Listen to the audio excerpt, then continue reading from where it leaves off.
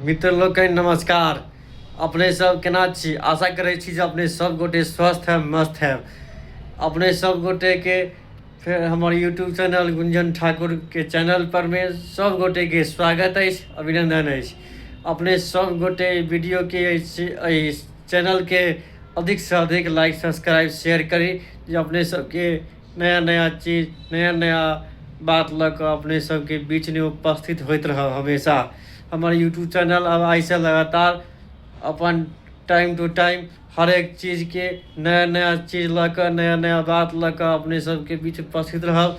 अपने सबके जै प्रकारक कोनो भी बात हुए कमेंट बॉक्स में जारी करब, ओहि पर ने हम फिर ओहि के लेल बात राखब। अपने सबके लेल मिथिलांचल के एक एक मुद्दा पर में एक एक चीज़ पर में चर्चा करबाक लेल हमारे यूट्यूब चैनल गुंजन ठाकुर 229 के सब्सक्राइब करी और लाइक शेयर जरूर करी, जे हर एक चीज़ नया नया चीज़ लग अपने सबके बीच उपस्थित होते रहब। धन्यवाद मिथिलावासी।